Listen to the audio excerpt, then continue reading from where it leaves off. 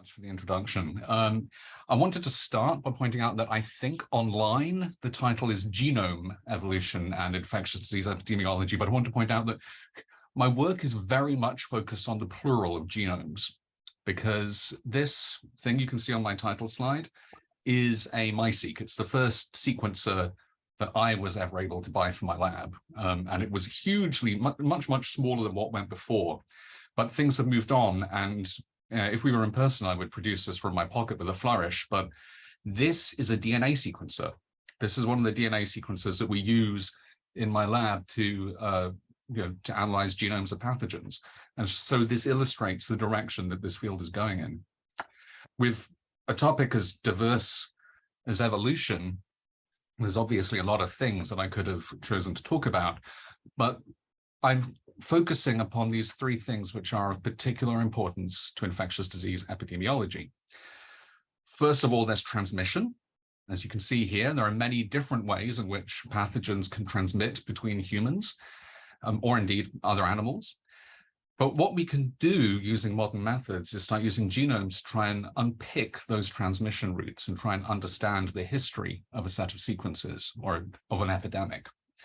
And then also, there's obviously the importance of evolution in action in the form of antimicrobial resistance, which is a matter of grave concern and which is raised regularly, despite the fact that we still really have such poor understanding of exactly what it is that drives antibiotic resistance, or the frequencies that we see in nature.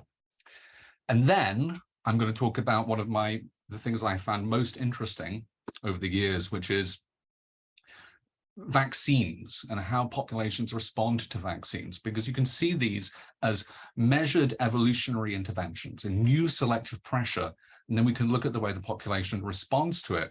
And by doing so, we can start learning things about the pathogens that are so dangerous to us. And of course, you'll note at the bottom of the screen, I am going to talk a little bit about COVID, the pandemic of the last 3 years, but very specifically about the way that my work on it and the stuff that I have been doing has been informed by the work that I've done previously on these things. So, to start, this is a form for contact tracing. Contact tracing is a fundamental part of infectious disease epidemiology, as I'm sure that we've all realized over the last few years. This is for tuberculosis, as it happens, for TB transmission, household contact screening. But it speaks to something about infectious disease, which is common, in fact, to a lot of ID epidemiology, which is it often involves things that we don't see directly, things that have happened in the past. We very rarely observe infections when they happen. We very rarely directly observe transmission chains. But what we can do with the genome is reconstruct the history of a set of strains, because as a pathogen grows in an individual and transmits between people, then it accumulates mutations and changes. And by looking at these, by examining how closely related two isolates of a pathogen are, we can start figuring out whether they are more or less likely to be part of the same short transmission chain. And this is one of the very first things that I actually did when I started getting into IDRP. And I've just picked two examples here, which illustrate the nature of what we can do. The one on the left is from a study of pneumococci in Massachusetts, which I'm going to return to later, but which is one of the longest projects with which I've been involved, which looked at kids who were colonized in different regions of the state, different sites around the state. And this is comparing the genomes of things that are getting more and more closely related. So here we're talking about things that are different at only a few positions. And just to remind everyone, genomes are tens of thousands, or in the case of bacteria, millions of base pairs. So these are separated by only a few dozen. And the proportion of those pairs that are that closely related that are from the same site increases markedly. And that reflects local transmission. It reflects that things in that local area are more likely to be closely related because they're part of the same short transmission chain. They're closely related for much the same reason that two random samples of people from a village in Vermont are more closely related than random samples of people in the US as a whole. And then on the right, what we're looking at here is a remarkable study that was led by Jonathan Grad, actually, which was a collaboration with the Broad investigating an outbreak of E. coli that happened in Europe. And the reason I've put this up is both to show that it's a phylogenetic tree, which is one of the things I make a lot of use of, showing relationships between isolates, but also to show that these are incredibly closely related. These are separated by just 21 SNPs, 21 single nucleotide polymorphisms, changes from A's, C's, G's, or T's over a 5 million base pair genome. And that means that you have to be extraordinarily careful with your analysis because one SNP can make a big difference. And in fact, it's not only one SNP that can make a big difference. It's also the fact that if you look carefully here, these isolates are all from a single individual who was infected. And you can see that there's a little bit of variation which has started to accumulate within them. And this adds further ambiguity to the practice. Now, anybody who's taken my class will know that I rant on a long time about how for molecular epidemiology, using these things to figure out relatedness, you need data that are unambiguous. You don't want to have a method which gives one result if you do it in one lab and another result if you do it in another. It has to be unambiguous. But the technical ways in which you handle these and the specific sequencing method, whether you use this or something else, can introduce ambiguity. And it's worse than that because within host ambiguity also contributes to create variation and uncertainty. I mean, this is a toy example which I put here. If you imagine that this person here, A, has a skin and soft tissue infection, and it is caused by a pathogen with a very short genome, just 5 base pairs long, or 5 bases long. Now, the consensus genome of all of these, meaning the one which is the majority in all positions, each of these represents one of the lineages present in the patient. The consensus is always the same, 5As. But you can see that this person has gained some mutations, and that if you were to ask which of them was the most likely source between B and C, you'd be able to see that you can see that A, this position and this position are shared with A. There's another problem though. Which of these would you consider to be the characteristic sequence characterizing the sample? If you pick the wrong one, you could get things completely mistaken. Or indeed, if one which is not typical gets transmitted, once again, we are unable to reconstruct the transmission chain. And we showed this some while ago with simulations. On the left, you have a true transmission tree, which has been parameterized with realistic mutation rates and bottleneck sizes because transmission, not everything gets transmitted. We don't take everything that's in an infection and use it to start a new one. It's a minority of the population. And this is the true result. And this is the naive result that you would get if you were to just consider the closest genome. The strong line, the red lines indicate strong confidence. The greener ones indicate a little bit of weaker confidence. Most of the time, you cannot reconstruct the transmission chain. And where you do, you often get it wrong. However, and I said this in the last slide somewhat, we can actually take this ambiguity that arises from infections, from the diversity within infections, and make use of it. And the way to do that is by a thing which we now call deep sequencing. Modern methods characterize each position of the genome by very, very many reads. So each position you get data from, depending on how much you do, hundreds or thousands of different independent sequencing attempts. And something which is present sufficiently common in the population to turn up in such an analysis can be seen as being a within host variant, sometimes called a single nucleotide variant or intra-host SNV or something like that. And it's vanishingly unlikely that two isolates will share those things by chance. And if we do that, if we introduce that and use this to, add to our add to our ability to reconstruct trees. So things are not only closely related, they also are additionally informed by whether or not they have within host variation in common, then we do much, much better, as you can see here on the right. There's a far higher proportion of true links are recaptured. It's still difficult to figure out the directionality, but we are having substantial improvements over the naive approach. However, this is all very theoretical. In this paper, I believe we did actually examine some genuine genome sequences from the Ebola outbreak, but using it in the real world in an actual epidemiological investigation is another thing entirely.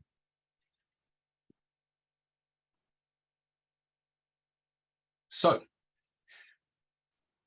we applied this to the study of a tuberculosis outbreak in a remote Arctic Canadian community. This is a fly-in, fly-out community. It is very, very isolated. And during the time of this outbreak, it had the highest incidence of tuberculosis in the world. It was a substantial outbreak in a very small community. Now, it had been previously investigated using more standard genomic methods. But when we went back in, we found a large number of very similar genomes, almost identical, which were characterized by variation that was shared in common with a person who was inferred to have contributed to what we call a superspreading event. So there was already one that was known in the data, but this found that almost the entire outbreak was actually due to just two transmission events, two highly significant transmission events in which a large number of secondary infections occurred. And this, I think we all understand after the last few years how important such superspreading can be. And this is a way of being able to detect it. And it also had an impact on the local public health authorities for the way in which they investigate tuberculosis outbreaks. It also required a more detailed genome, an actual, what we call a finished closed genome from the outbreak. And that's one of the things which is going to be exciting going forward, because it is now far, far easier to be able to get that sort of very high quality data than it was until very, very recently. I'm now going to move on to talk a little bit about drug resistance. Drug resistance is an extremely, as I said, it turns up in the news every few years. It is often described in apocalyptic terms. Tom Frieden, former director of the Centers for Disease Control and Prevention, described carbapenemase-resistant bacteria as nightmare bacteria. But the thing which has interested me always about drug resistance is how bacteria become resistant. Because one thing which is really striking about bacterial evolution, which folks who haven't looked at it frequently don't appreciate, is just how much recombination and horizontal gene transfer has contributed to it. Now, when I went to school, I was told that bacteria divided by binary fission, and that every so often you'd get a plasmid or something carrying genes around between them. But that's actually only scratching the surface.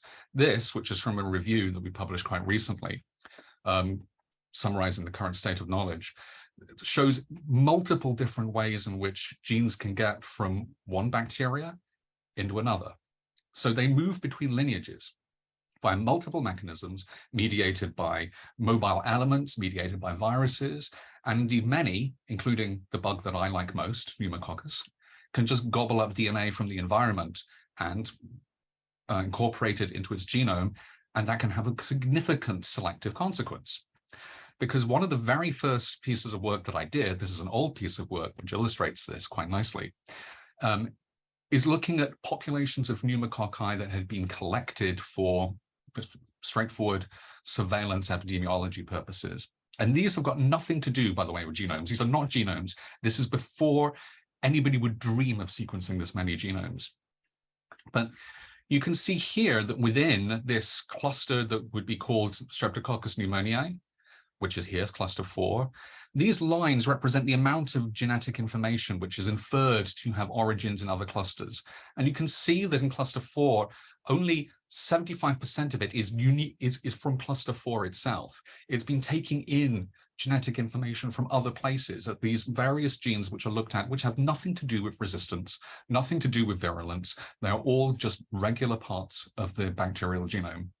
And yet this more recombinogenic lineage, or the more recombinogenic group, which has been doing more of that horizontal gene transfer, is significantly more likely to be resistant to all of the antibiotics for which we had data in the data set. And it's not only pneumococcus. You can also see it here in this later study, which was a collaboration again with the Broad, looking at those nightmare bacteria Tom Frieden talked about, carbapenem-resistant Enterobacteriaceae, in a number of Boston area hospitals. And this work was interesting for a number of reasons, but I'm using it here to focus on the way in which we find identical mobile elements and resistant loci in different species. Because these, which are on the outside, this is Escherichia coli, Enterobacter cloacae, Klebsiella pneumoniae. These are three, they're all Enterobacteriaceae, they're all part of the same genus, with being taxonomists, but they're different species. And yet you can see that these elements have been transferred between them. And you can also see something else which is interesting, which is that they tend to be concentrated within certain lineages here.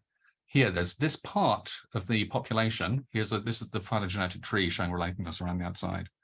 This part of the population is much more likely to have a resistance gene than the rest of it.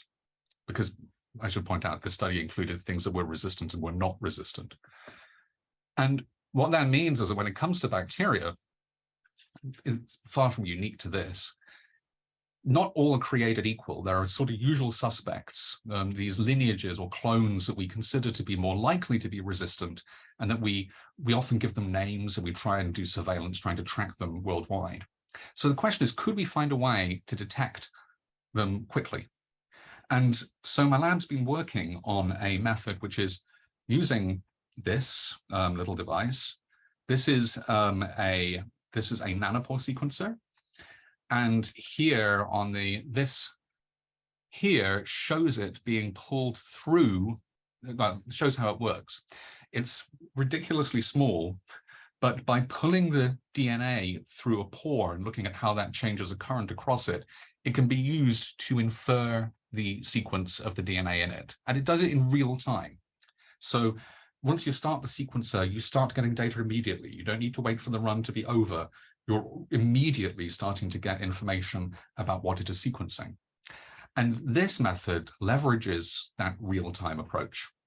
We have a database of the things that we're looking for.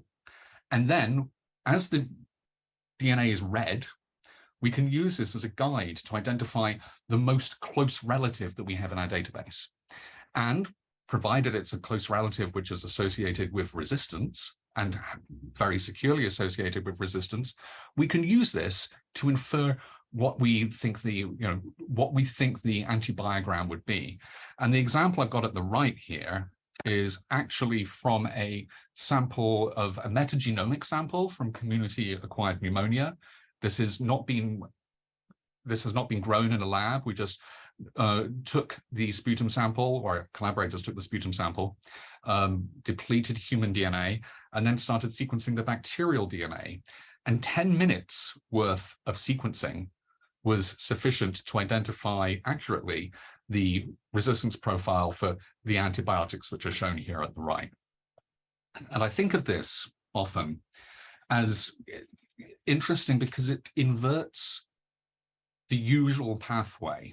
And I want to say here that I'm in debt to my former student, Derek McFadden, who is now a faculty member at the University of Ottawa, who made me aware of this when he was doing his PhD. There is a notion, because he's a clinician, there is a notion within medicine of these sliding windows in which you would initially give somebody an antibiotic based on a broad spectrum antibiotic, based on your expectation of what they're going to be infected with. And then you might take a sample and do a gram stain. And depending on the results, you might change your prescription. And then you get the species, and then you change your prescription. Then eventually you'd get the antibiogram, and that might change your prescription. And eventually you might get to a genome as well. But in this, we take an alternative. We don't stop doing this. We don't think people should stop doing that, but this is a job for public health people. What we should be doing to enhance care is to sequence early on so that we can say what the closest relative is and use it to guide our therapeutics. And this has a number of options which are summarized in these papers, or a number of impacts, including the potential of taking more narrow spectrum antibiotics, which have been are no longer used, and rescuing them by making us confident that they will be successful, or at least as confident as we would be about using a broad spectrum antibiotic. And that's something which would be of great benefit, because it's the broad spectrum antibiotics that are very important in driving drug resistance. Now, drug resistance is one way in which pathogen populations evolve in response to interventions. But the one which I've spent most of my career working on and thinking about are vaccines, and specifically vaccines and the pneumococcus. This is a picture of the pneumococcus. It's important to note that in common with a lot of other bacteria, it's ecologically relevant place. It doesn't cause disease obligately. It mostly lives in a carriage state in the nasopharynx. In particular, in this country of younger children, other parts of the world, a far higher proportion of the population can be colonized. But it does also cause disease. It causes disease from otitis media to meningitis. Invasive pneumococcal disease can be really very serious. But it's also highly antigenically variable. There are more than 100 different polysaccharide capsules that produce distinct serotypes that can be recognized as in terms of the antibodies reacting to them. And we keep discovering new ones all the time. And the vaccines that we have been using, these conjugate vaccines, which are extremely good at preventing infectious disease, invasive disease and carriage, only target a fraction of this diversity. They target 7, or the first one targeted 7. More recent ones target 13, and we have expanded formulations which are on the way. But in doing that, in targeting a fraction of the population, we have evolutionary test. We can see how the population responds. You can see what succeeds after 50% of it is removed. And if we do that, again, I said there was a long-term study of pneumococcal carriage following vaccination in Massachusetts, which is actually the first reason I ever came to Boston, to learn more about it. Here in the States, these vaccines were introduced in 2000. So if you look at the proportion of the population which was targeted by vaccine before the introduction, it was about 50%. And that declined over time until by 2009, it was less than 3%. So that's 50% of the pneumococcal population. But if you look here, this is the proportion of the kids under 6 who were looked at, who were colonized in each of these periods. That hasn't really changed at all. If anything, it maybe has increased a little bit. But what that means is that while the vaccine types were removed, the non-vaccine types took their place. And I've written a lot of things about this. I've done a lot of work on it. And this slide is actually only a fraction of the ones that we've been working on with Mark among many others over this period. But this is the one that I really want to focus on right now, because it's some of the most exciting results that I've actually seen since I started doing science. When the population is altered by vaccination, when we remove the vaccine types, it's not the case that everything that's left just increases pro rata. The rising tide does not lift all of these different ships. No, some pneumococci do much better than you would expect, and others do less well. The question is why? One of the results, the answer that we have formulated, is one that relies upon a number of the consequences of recombination and a horizontal gene transfer, and which is the presence of the accessory genome. Now, this is a classic paper. This is nothing to do with me. It's before my time, but it's absolutely fascinating. One of the first pathogens to be studied with multiple genomes was E. coli. And when people started looking at multiple genomes of E. coli from different sources, with different ecologies and with different associations with disease, they found that very few, or a surprisingly small number of genes were present in all of them. And there was this wide accessory genome. The way that I often think about it is that you have your core genome of metabolic loci. These are essential things which are required to make a bacterium work. You can think of it as like the operating system on your phone. And then you have these accessory genes, which are the apps. And they vary quite markedly among strains and are generally considered to be associated with things like niche adaptation. Now, one thing that was noted initially by some of our colleagues who are remarkably observant and astute about this, and this is Nick Croucher, who worked with Mark and I for a while, some time ago. If we examine two separate populations with genomic methods, we can identify strains on the basis of the relatedness of their core genome, and you can also identify the accessory genes. There are about 2,000 of them, and this is looking at Massachusetts before and after that 7-valent vaccine was introduced. And each of these points here is a strain, and the red ones are those that were associated with the vaccine types. And you can see that their pre-vaccine frequency and their post-vaccine frequency are not correlated. Actually, I may have that wrong. Sorry, these are the ones which were yes, yeah, actually, I believe that is right, actually. You can see that these are not correlated. And yet when you examine the accessory loci, these genes which are present in some, but not all, of the population, you can see that they're very correlated.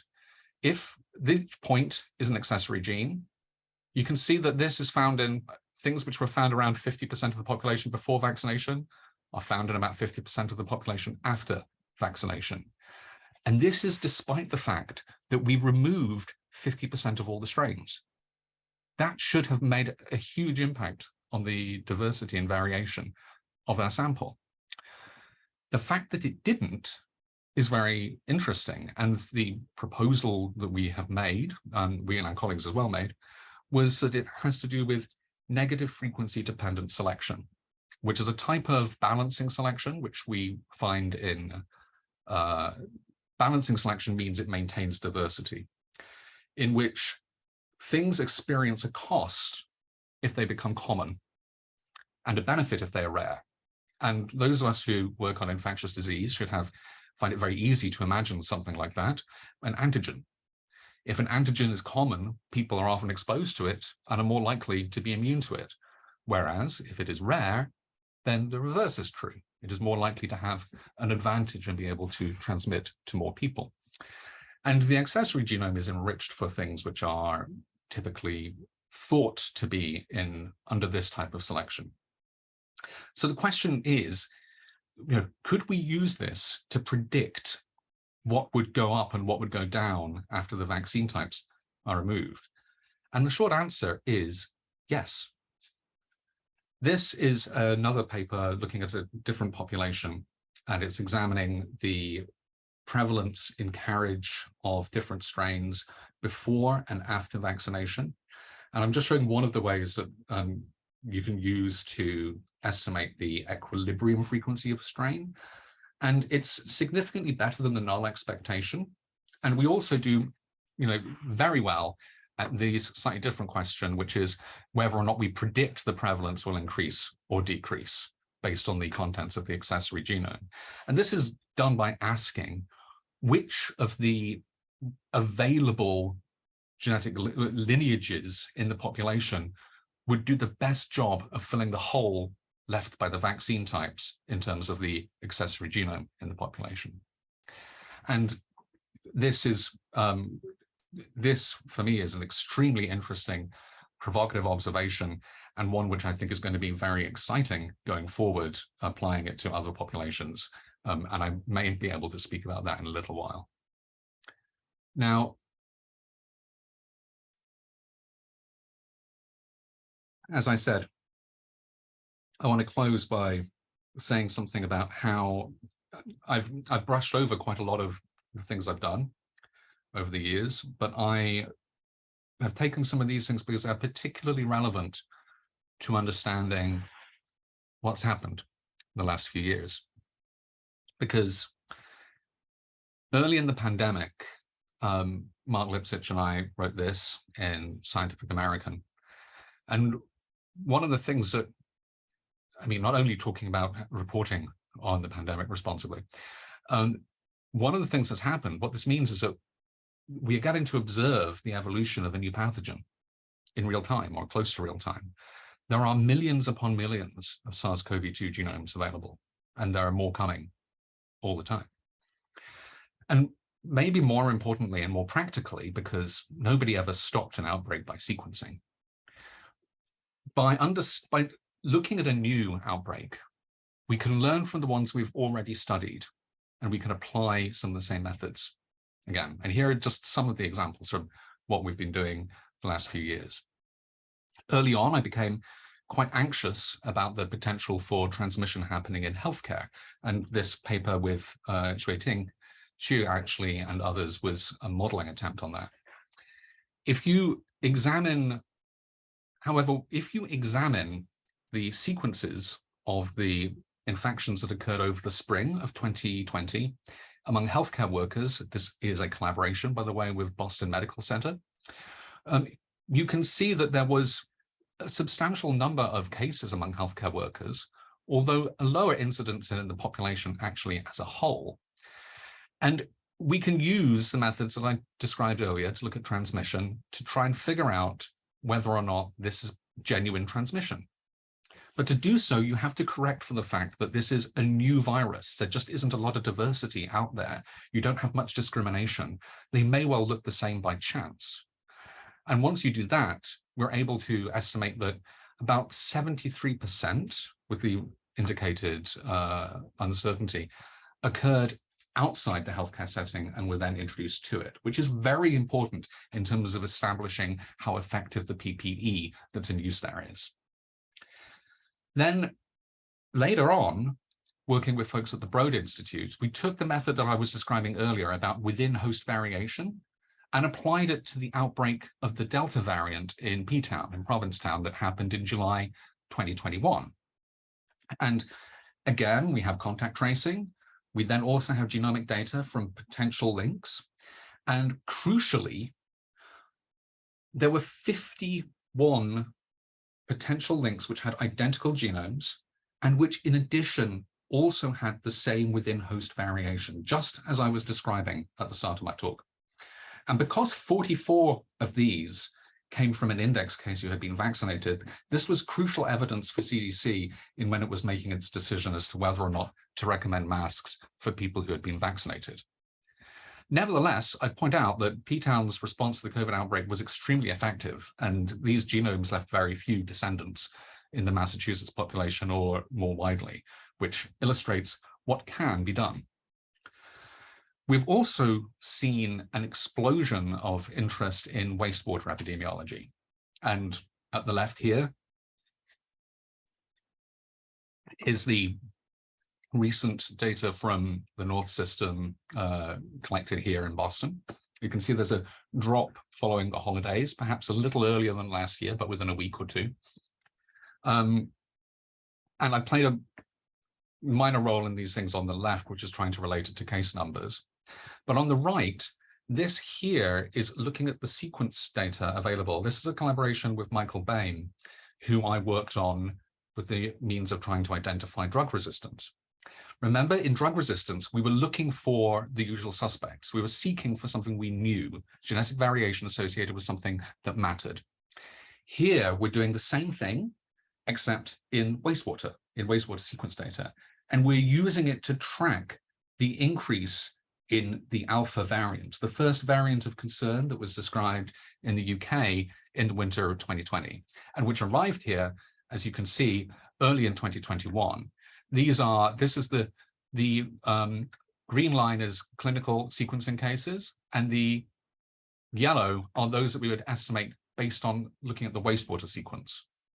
And just for comparison, by the way, this other variant, which was known as, quote, it was considered to have emerged in New York, and so the New York Times was particularly interested in it, as we expected, did not particularly take off at all because the alpha one was much more transmissible. And then, perhaps most recently relevant as well, there's this paper looking at variants and vaccination. And the vaccination here is shown in gray. This is modeling the impact of different amounts of immune escape versus enhanced innate transmissibility, and what matters in terms of making a strain successful. So these are log scales, so you don't see your classic epidemic curve, but we have things which are sort of set up to be models for the alpha variant, the beta variant, and indeed Omicron. And the thing which is interesting is that even with moderate amounts of immune escape, when this variant arises here shortly before vaccination, the gray bit is when vaccination is being introduced, it doesn't have a huge impact on the total number of infections. The reason is, while it declines more slowly than the wild type, the original, it still hasn't got high enough by that stage. And so it causes more infections, yes, but not a large number more infections. It is very, very different if you give that emerging variant the additional boost of enhanced transmissibility. And this, among other things, explains why it is that the alpha variant did not pick up large quantities of immune evasion, because it was already high, it was more transmissible. Don't forget that in May 2021, a completely immune evasive variant would have had at most a 20% fitness advantage, because only 20% of the US population had been infected at that stage. Sorry, a little before then. I misspoke. I was talking about the spring, the winter before vaccination was introduced. There would be very little advantage to being completely immune evasive in January 2021. In contrast, the alpha variant was about 50% more inherently transmissible. And you can understand between these why the viruses evolved one way and the other. And indeed, just like a week after this was published, the Omicron variant was identified. So the next steps, I think, I mean, I've talked about a lot. The question I reasonably wonder myself is, where do we go from here? The figure that I put up here is not from pneumococcus. This is comparing, once again, the strains or lineages present in 2 carriage samples and the accessory genes. This is from Neisseria meningitidis, a totally new species. And I think that it is obviously interesting to see whether or not we can find similar effects in general in bacterial pathogens. I think in terms of antibiotic resistance, I've been working on a collaboration for some time, and we've started producing preprints with Gili Regev in Israel, looking at outbreaks of those carbapenemase producing Enterobacteriaceae and the role of the environment in transmission. There's also a huge amount to be done in terms of figuring out how best we can use wastewater epidemiology. I'm sure that you all have noted over the last 6 months or so the importance of wastewater epidemiology in understanding the introduction of polio in the New York City area, and indeed monitoring for continued transmission and potential future outbreaks. How can we link this signal to the numbers of cases and other outcomes? And there's many other pathogens that it could be relevant for. And then finally, I want to note that one of the most profitable, one of the most satisfying experiences of the last few years has been working with Nancy Krieger and her team on some of these issues which have become so obvious during the pandemic of inequities in health outcomes. And just one example of this might be that in a community which was subject to larger amounts of transmission, you would expect things to be more closely related by chance than in a community with relatively limited amounts of transmission to which independent transmission chains were introduced from elsewhere. And this should be measurable, but has not really been examined much to date. But with the greater availability of genomes, you could expect that it may be so. So in the end, in closing, sometimes it seems a little strange to be taking evolution and using evolution in the service of public health. After all, evolution works through natural selection, and natural selection is not something I want to happen to any of my friends. But evolution is something which is a property of is something which happens to things which are alive. And it operates in a kind of, rather than a top-down approach in which we humans tell what's important, it has a bottom-up because it allows the pathogens to do the talking, so we can try and understand what's really driving them. It's also true that public health takes a lot of disciplines. We have environmental health, we have social behavioral epidemiology, we have nutrition. But in the case of infectious disease, we have two things, the pathogen and the host, both of which have evolved by natural selection. And my last bit on that is this line from the great evolutionary biologist Theodosius Dobzhansky: "Nothing in biology makes sense except in the light of evolution." I would caution that it doesn't follow that all evolutionary explanations make sense. And it's part of my work to figure out which ones do and which ones don't. So this has been a lot of people working on this, and I'm really sorry if I haven't been able to find room for everybody's name on this slide. I would like to thank everybody, fellow faculty in CCDD and indeed at epidemiology, and all the people who have worked in my lab, and indeed everybody who's taken my class. Shout out to you all. I want to especially thank Alana, who's shown here, who's kept my lab running, basically, and been a fantastic person to work with and a wonderful team member. And of course, Mark, who is almost as interested in pneumococcus as I am, even if I still have to convince him that recombination is important. And finally, a word from my wife, Helen Jenkins, who is by far is a phenomenal statistician and an extremely good infectious disease epidemiologist, and who is somebody who is always able to tell me when I'm perhaps getting a little over my skis. And with that, I'm going to stop sharing, and I'm going to say thank you all for listening. I thank the funders for listening. Thank you all, and I can take some questions.